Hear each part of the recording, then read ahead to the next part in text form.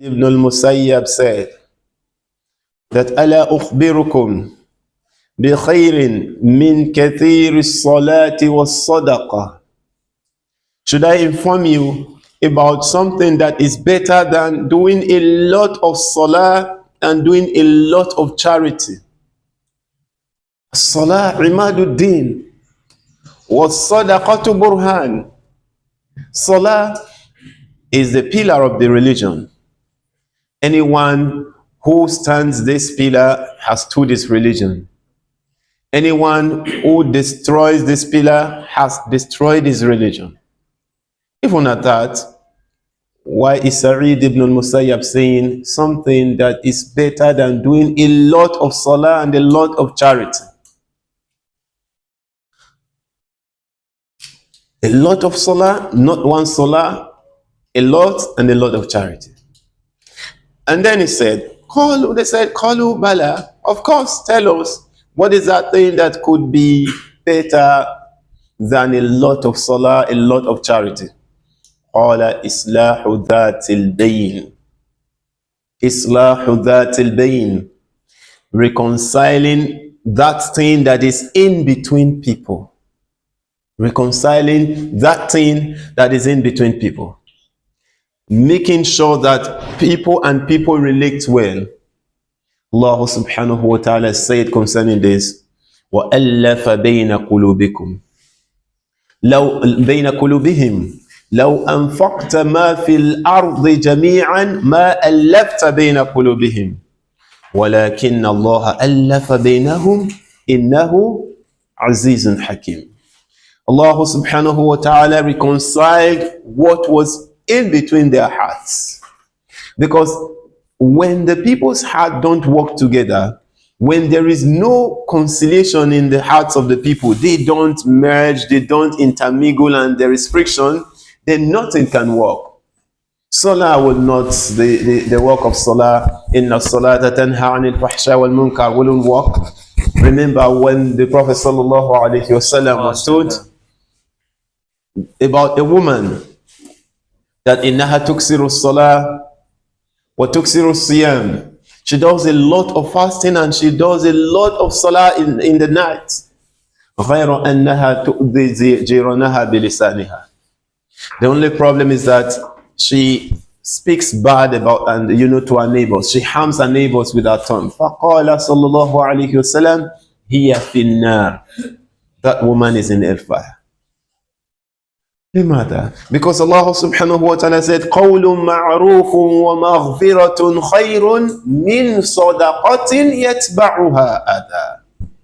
قول معروف, good words, ومغفرة, forgiveness, is better than charity that is followed up with hurtful statements. Therefore, if you have a lot of salawats and you have a lot of charity, and then however يتبعها أذى, what follows it is you hurt someone's feeling, you make someone feel bad, then it would have been, having good character is better than this. Islahu dhatil bayn.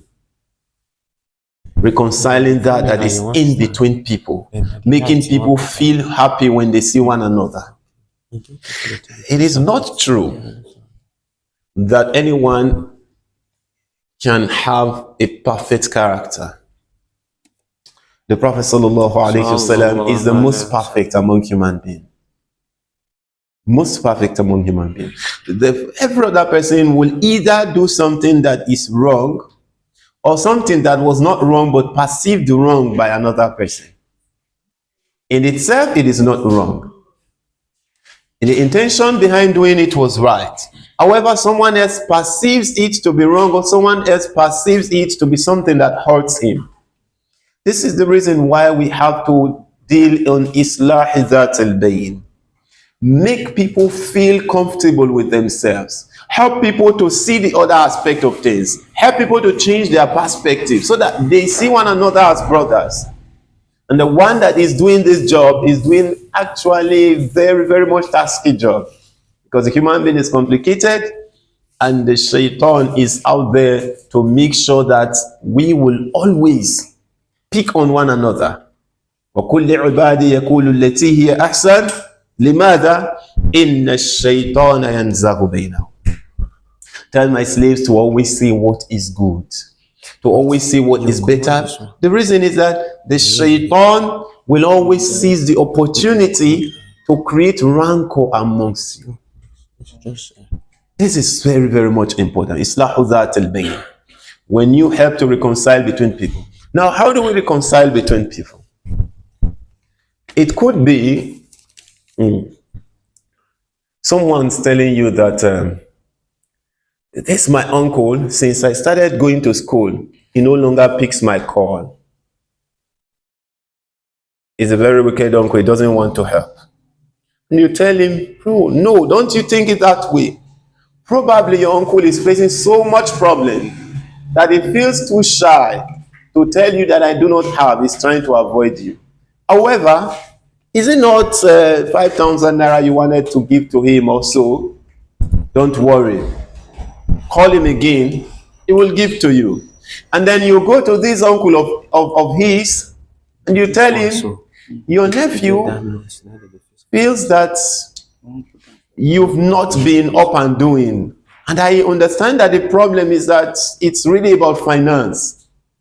Take this 100,000 naira so that by the time he reaches back to you next time, you will be able to give him something bigger than what he expects. And the uncle tells you, thank you. And then he reaches back at his, to his uncle, and his uncle is able to give him something. Now, this nephew does not know that you are the one that is giving him this money, isn't it? You've given the money to the uncle to help the nephew to continue to see his uncle as big uncle that I can, relate with and not see him as a bad person. You've solved the problem. You've solved the problem. Islahu dhat al-bayn. You could do this by giving good words. Make the person to see it from this aspect. Tell the uncle, don't you try to avoid him when you don't have. Just be sincere. Raise your hands before Allah and tell Allah, I do not have money. Let it be that anytime I don't have money to give to him, he is not coming for money. And then he prays to Allah. Let it be that anytime I don't have money to give to him, he's not coming for money and he's not expecting money. And he will not be in need of money.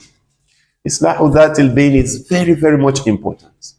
And Sa'id ibn Musayyab is saying, this action is more beneficial than what? Kathirun min as-salah.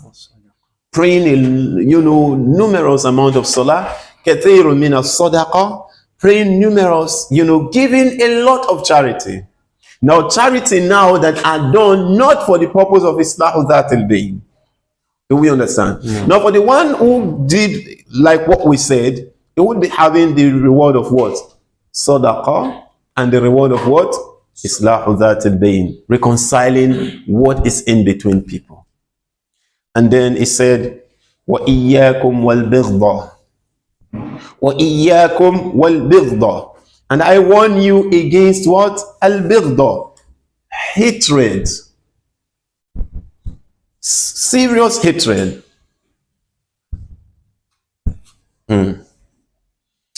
فَإِنَّهَا هِيَ الْحَالِقَةِ.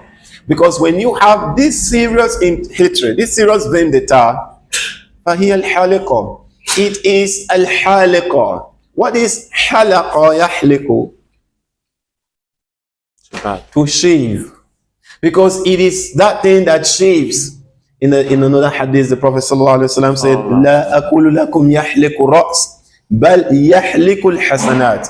I do not mean it shaves the hair, but I mean it shaves and uproots all your good deeds. When you have serious hatred, then it burns and eats up your good deeds. Hatred is something that is very, very much detestable. It sometimes blinds you and it sometimes covers your sense of reasoning, and it does not make you see what you should see. When you hate someone, even if the person says that Allah is one, it is difficult for you to see that he's saying what is correct.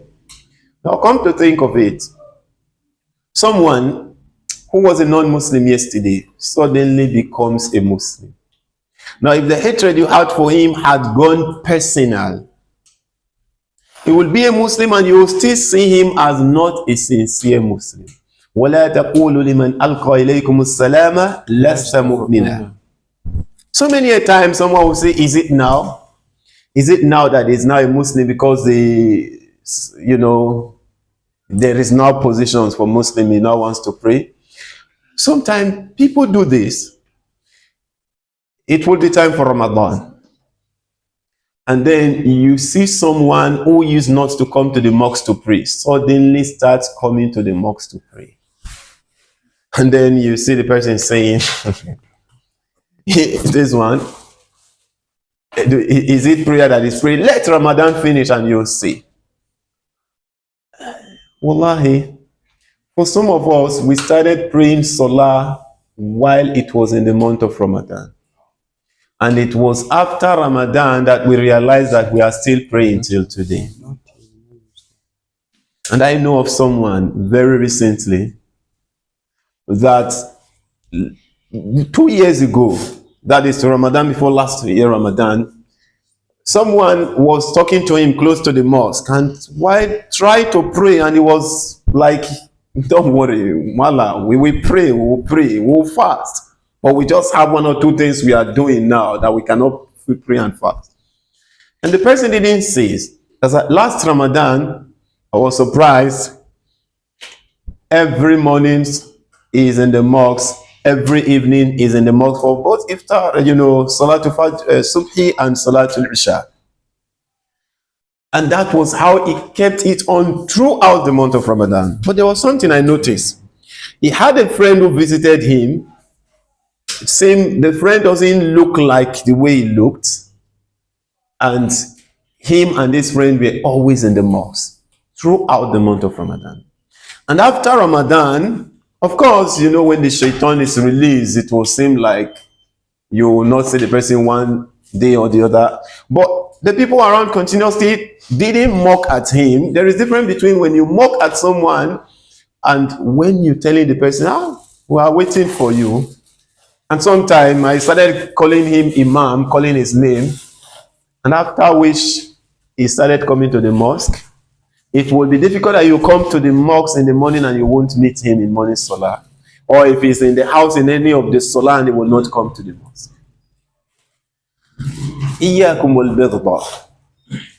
I warn you against deep hatred, because it will shave off your good deeds. You never can tell what will be the future of anyone.